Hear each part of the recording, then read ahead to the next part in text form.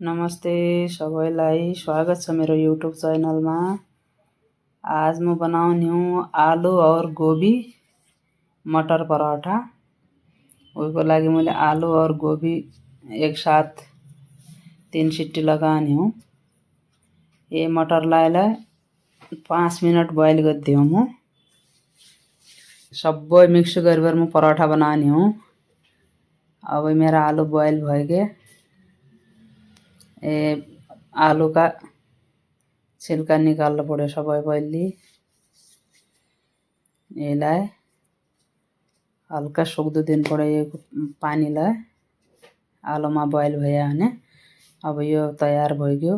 अब मेरा मटरलाई बॉईल भइगे। अब यसलाई म छोटो छोटो काट्यो मिर्ची, लसुन, अदरक। ये म तड्कामा हाल्यो। आलू, गोभी, मटर का पराठा बनायो भने म यसरी बनाउँछु। अदरक छोटो छोटो काट्नु पर्यो। अब चाहिँ लसुन लाइले छोटो छोटो काट्यो म। अब चाहिँ मिर्ची लाइले छोटो छोटो काट्यो।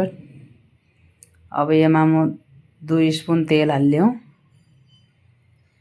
अब यसमा हल्का जीरा। अब यो मिर्ची काट्या भने लसुन, अदरक यसलाई हल्का फ्राई हुन दिनु पर्यो। अब यसमा हाल्यो म बॉईल गरे भने आलू, गोभी। यसलाई मसिनो यसलाई उसैमा तड्कामा पिस्नु पर्यो। अब चाहिँ यसमा हाल्यो म मटर।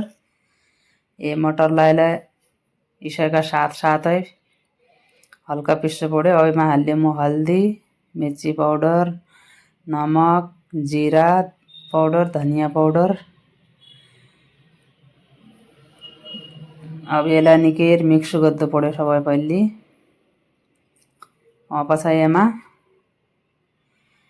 हल्का म उलै हाल्या छु, चाट मसालालाई हाल्या छु। अब म धनिया काट्यो। ये धनियालाई म यसैमा मिक्स गरिदिउँ यसै मसालासित। अब एकदम यो तयार भइगयो। अब म मसला थोडा सुक्दो छ उन्ज्यासम्म म रायता बनाउने हूँ। यसै दिने पराठासित खानालाई। रायताको लागि मैले 2 काँक्रा घेच्छु छ। यसलाई यसैमा दलिबर।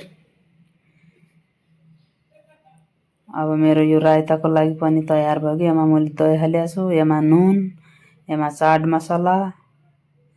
अब म दिने हूँ एका राई और कड़ी पत्ता का तड़का। ये रायतालाई मेरो योलाई तयार भइगयो। रायता पनि तयार भइगयो। पराठाको मसाला पनि तयार छ, रायता पनि तयार छ। अब म बनाउने पराठा मिक्स भेजिटेबल पराठा बनाउन लाग्छु आज म। अब मेरो पराठालाई तयार भइगे। म यसरी बनाउँछु, तम कसरी बनाउना छौ। एकचोटी म जसरी मैले बनाए उसो मेरो रेसिपी हेरेर तमलाई बनाया तमलाई कसो लागन्छ। मन पड़े मेरो वीडियो लाइक, शेयर और मेरो यूट्यूब चैनललाई सब्सक्राइब कर दिया। अब मेरा इन पराठालाई तयार भइगे। एकदमै टेस्टी रहना यसरी बनायो भने। धन्यवाद सब।